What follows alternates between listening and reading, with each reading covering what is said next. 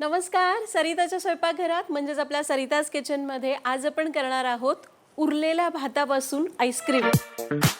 आणि हे आईस्क्रीम तयार करण्यासाठी आज आपण वापरतोय फाबरचा 5-in-1 blender plus food processor, ज्यामध्ये आपण फक्त आईस्क्रीमच नाही करत, त्यामध्ये बेबी फूड आहे, तुम्ही स्मूदीज करू शकता, सूप्स करू शकता, त्याचबरोबर पदार्थ किसू शकता, भाज्या चॉप करू शकता.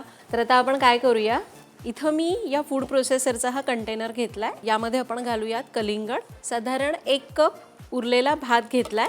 आता याला छान क्रीमीनेस यावा, चव चांगली लागावी म्हणून यामध्ये आपण घालतोय अर्धा कप मिल्क पावडर. एक लिक्विड करण्यासाठी आपण यामध्ये वापरतोय दूध, साधारण अर्धा ते पाऊण कप दूध घातलं. बस एवढंच घालायचं. तुम्हाला लागलं तर यामध्ये साखर घातली तरी पण चालणार आहे. याला लावून घेऊया. आता आपण याला ब्लेंड करूया. यामध्ये 1 टच ऑपरेशन आहे, त्याचबरोबर टर्बो मोड आहे आणि याला 9 स्पीड आहेत.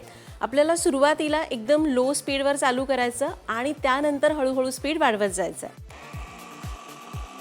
आता हे चालू असतानाच आपण हळूहळू स्पीड वाढवू शकतो.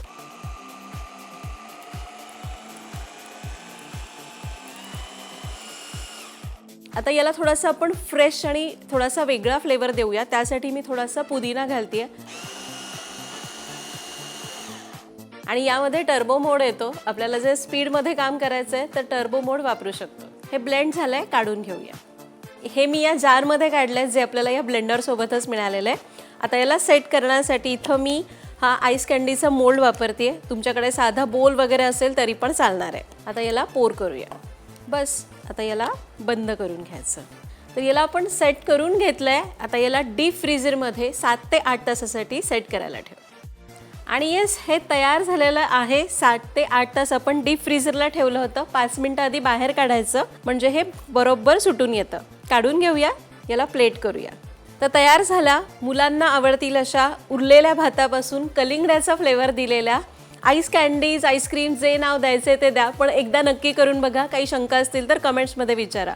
भेटूया पुढच्या भागात. धन्यवाद.